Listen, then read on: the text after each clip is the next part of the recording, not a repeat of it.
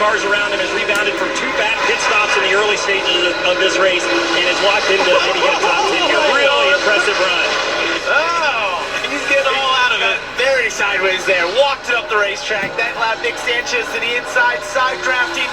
He's learning all about the arrow that Dylan just described. Well, and if I'm spotting for the 11 car, I'm going to be like, hey, we put together a solid day. Let's not end it here with 10 laps to go for one position. But you see these guys going at it. He's learning a lot today. But look at the standings. Sanchez makes the pass. He goes from 6 back to 5 in relation to that cut line, and that could be a huge difference maker. And as I watch these two race, it makes me think about the possibility of a late caution, and at this stage, that could equal overtime.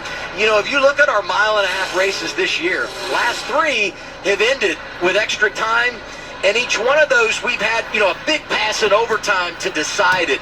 So Brandon Jones, I mean, he doesn't want to see that, but it's a reality, and we've seen it multiple times here in 2025. Brandon Jones just came on the radio and told Adam to stop talking. just now. Maybe that was the reverse jinx. That was enough. And give a call to, you know, Sam McCauley, sophomore crew chief. And last year, not a lot of fruit for he and his race team when he was calling the shots for Sheldon Creed. But Brandon Jones, when he came back over to Joe Gibbs Racing, said, Sam's the guy that I want. Even though, you know, he had success with other guys when he's been at Joe Gibbs Racing in the past, and they have done an outstanding job in 2025. I love the confidence of his call when he pulled Brandon down to pit road at that last caution when the 7 stayed out. He said he gave him a perfect lay in the land. The 7's doing this because they have points in the bank. They can take that risk, and they're going on hope. We're not going to do that. We've got a fast car. We're great on the long run. We're going to take our last set of tires and go be the fastest car, and if a caution comes out, we'll deal with it. I think it was a really smart choice. I thought both of those crew chiefs did an excellent job of explaining their situation to both the drivers. Like, Allgaier is going to be disappointed if the caution doesn't come out right here, but the reason for what they did made complete sense in that moment. And same thing with the 20 car. Yeah, McCauley did a tremendous job explaining their situation, and they've been able to capitalize on it. Oh, hang on, Raja. And it's a team effort, and we talk about the strategy call and the execution from the driver, but their pit crew has just been incredible today.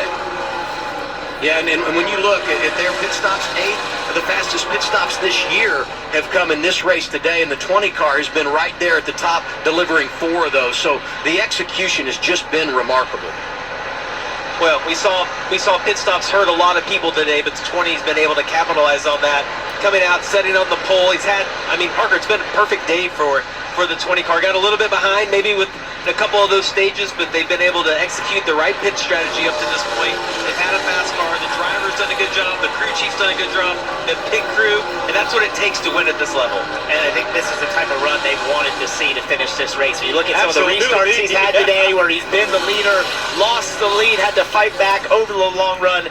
Having a long run like this, if it does go to the end here on this run, this is exactly what they wanted to play out for that 20 car. The way they built that race car for the long run and the speed they've had over the course of these runs.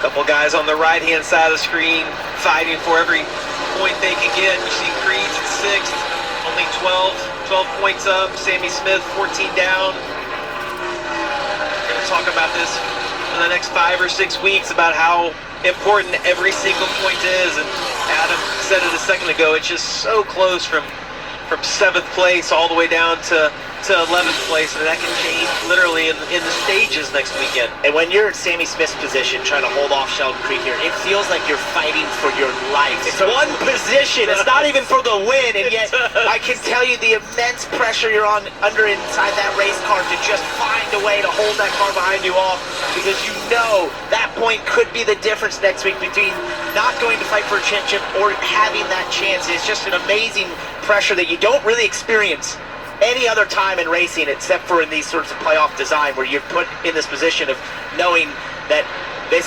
position could be the difference between going to fight for a championship or not. Well, and because we've seen it play out so many times in this format where 1 point can make the difference, or if you're tied, and we know Creed has that 2nd place finish. Whoa! Bristol. Don't do that to me, Ryan. Brandon Jones is like, no, hang on.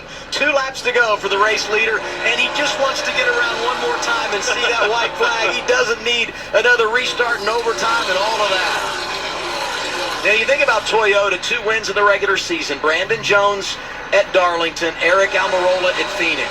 Been a quiet year for Toyota as a manufacturer and Joe Gibbs Racing as a team. But they're 1-0 in the playoffs. Eric Almirola got it done at Bristol, and the white flag going to go in the air this time for Brandon Jones. One lap to go, sponsored by Credit One Bank. No need to push the issue right here. He's got almost a 3-second lead on Connor Zilch behind him. He can ride right behind these guys. Just bring it home. Joe Gibbs Racing before went to Junior Motorsports, unable to make the playoffs the last 2 years.